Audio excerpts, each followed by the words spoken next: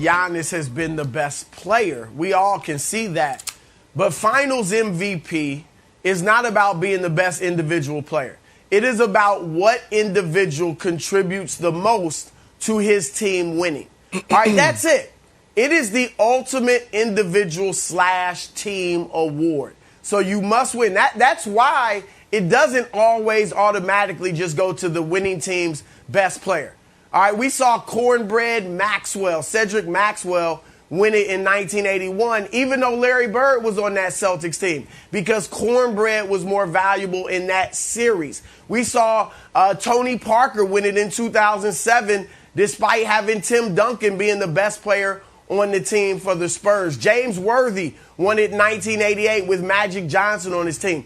It's about who's best in that series as far as helping his team win. The Finals MVP is a celebratory award. So how in the world can a guy from the losing team celebrate losing?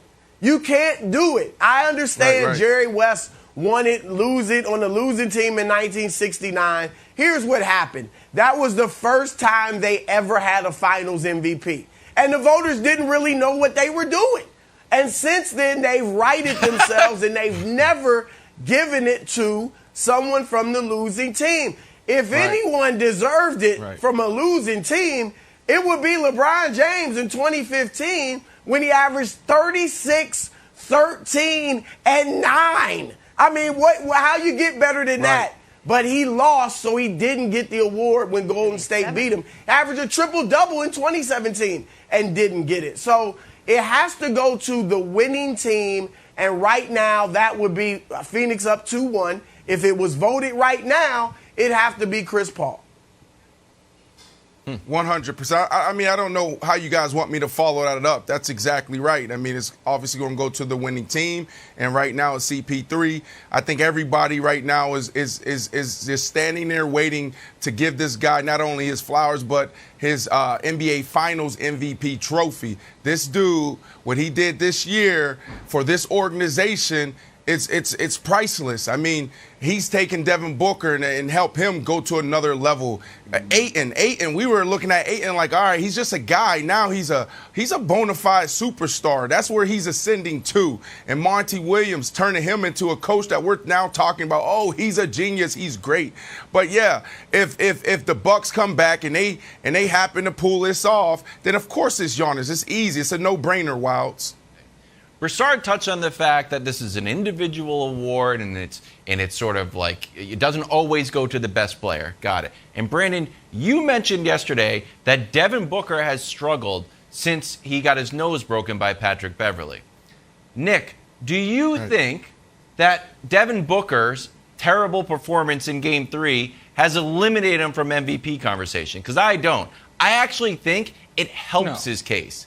Because this is now part of the narrative. That Devin Booker, rather than just like not talking about it, like, hey guys, I'm out here with a broken face. It's really hard. You wouldn't go to your job at, the podiatrist's office if you had a broken nose. I'm out here having to drive to the hole. Look, I'm taking on a huge burden here. I scored 27 points in Game 1, 31 points in Game 2. If Devin Booker comes out and has 2 more big games, I think he could go and steal the MVP because it's a narrative award. But he needs to mention publicly that he's playing under duress. Do you buy this theory? You're not going to buy it. You don't like my theories, but it's a great theory. No, I don't buy the theory, and I take the whole you wouldn't go to your podiatrist's office with a broken nose comment as a not-so-veiled shot directly at me when I've been walking around my entire life with what appears to be a broken nose. I go to work every day with it, so I didn't need that. But somehow, your commentary did not infuriate me as much as Broussard's. Because Chris Broussard came on this television show, a man of integrity, man of God, great father, amazing husband, came on this show and just started making up lies. Chris Broussard, you just decided what Finals MVP rules were, and there are none. You're like, yes, I do understand that the first Finals MVP ever went to a guy on a losing team, but that's because those folks didn't know what they were doing. Or maybe they knew exactly what they were doing. Maybe they actually got it right. And then you said, well, the history is no one has ever won it since then from the losing team. And you mentioned LeBron in 2015. That voting was 7-4. So if 2 of the Iguodala voters had switched their votes to LeBron, then the precedent would already be set. It's not like a guy on a losing team has never received a vote. Quite the contrary. Just a few years ago, a guy on a losing team came 2 votes away from winning the whole thing. Listen, Finals MVP is an award that, because of the way it is done, it's almost haphazardly put together. You have voted on it, Broussard. You can speak to this better than me. It's like in the waning moments of the final NBA Finals game, it's like, hey, you have a vote, and you can't submit it early because if it's a close game late. There have been some bad ones. In 1970, Willis Reed won it instead of his teammate Walt Frazier. I would argue in 1980, Kareem should have won it, but Magic had that amazing Game 7. Agreed. I think that Duncan should have won it over Kawhi in 2014. I think KG should have won it over Pierce. But those are teammates, right? Steph. There are instances of losing. Yeah, Steph absolutely should have won it over Iguodala, but LeBron should have won it over both of them. Jerry West did win it as a losing player in 1969. I think Kareem should have won it as a losing player in 1974. The problem there was Havlicek would have gotten screwed in both instances. Havlicek didn't win it in 69, and then in 74, it's like, wait, we're going to take another Finals MVP from a guy on the winning team. It's the same guy in Havlicek. I think LeBron clearly should have won it in 2015.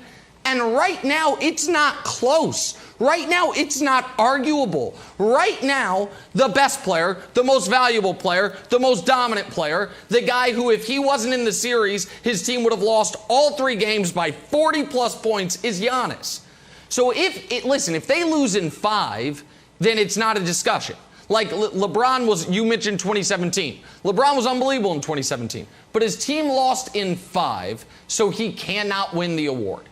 But if it goes 6 or 7, and the Bucks win, and Giannis averages 37 points per game, and Chris Paul, by the way, who has gotten worse in each of these games, averages 18 and 9, it'll be a travesty if someone other than Giannis wins the award. If you want it this way, then make it in the rules. Then, Broussard, why is it not in the rules that it has to come from a player on the winning team? Why do they allow you to vote for someone on the losing team? Why? Tell me. I'm not a voter. I'll never be a voter, evidently, so explain it to me. They can say that. You don't have to make it a rule. It's understood, Nick. And you said I'm making up lies, but you get on here and say LeBron couldn't win it because they got beat in 5. Giannis couldn't win it can't win it if they get beat in 5. Who said that? Where did that rule come from? If you get swept or beaten 5, so you're making up rules. Then you're not too. That valuable. Yeah. Nick, you know this. In the 70s, the regular season MVP award, when players voted, you had guys winning it when they didn't even make the playoffs. All right, so it's understood back then. Things were new. Everybody didn't really know what they were doing. They didn't understand the gravity of what they were doing, and now they've righted themselves. It is how in the world can the Finals MVP celebrate when he just got beat? You gotta celebrate. Say it with me, Nick. You play to win the game.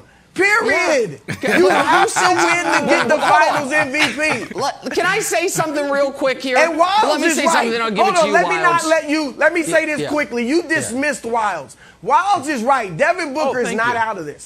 He definitely has a shot to win it. I'll give you that. That's right. Thank you, Broussard. All right, Broussard, he really needs quick. another 2 big Just games. hypothetical, and I know you don't love hypotheticals.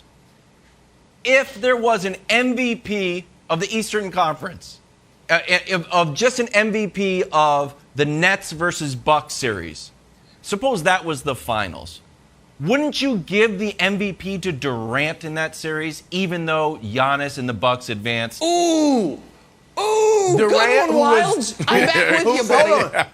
Hold on. Durant, who was 0 for 6 in overtime? No.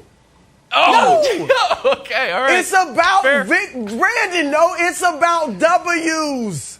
He didn't win. Durant wouldn't even want it. I mean, yeah, I'm sure Not an individual West Side. when they get home, they're like, yeah, I was the great. winning side. I was, but you want to win. You're not. There's no way you can celebrate that award if you don't win. And listen, Broussard, let this. Go ahead, Brandon. Go ahead. No, go ahead. Broussard, let this marinate for the next 11 hours, and then when your radio show starts, I think you might come around. You keep saying that it is not about that you wouldn't want to celebrate it. What if Finals MVP is not only about the enjoyment of presenting the award, but a historical artifact in time about who the best player in those finals were? And what if it is important for NBA history and for people that love the game to have that be accurate? So if that means there's a slightly awkward award handed in a hallway somewhere, what's more important is that we get it right. In 2015, we flatly got it wrong. It's like you go through NBA history, you're like, oh, Andre Iguodala, he was awesome. Let me look. Oh, he averaged 16 points a game. Oh, it was his defense. What did the guy do who he was guarding? Oh, that guy averaged 36 points per game, but he had to win the award. If Giannis averages 40 in the finals, and we give it to a guy who averaged 18, that in the archives, that's wrong. Who cares if the award presentation is awkward? It's just wrong. No, look. But isn't that your argument for the regular season? Precedent matters, Nick. And it wouldn't be fair to LeBron, to be honest. If Giannis got it this year, and then historically, like 40 years from now, they're saying, man, Giannis won the MVP when they lost. He was that's how great he was. Yeah. What about LeBron in 2015? Look, you look back and say LeBron should have been the first guy since Jerry West to get the award so when he Giannis lost. can run. That's fine. It's part of the story. Thanks for watching. Subscribe here to get the latest from the show. Also, be sure to check out more of the best clips from First Things First, or go watch a few segments from our other shows on FS1.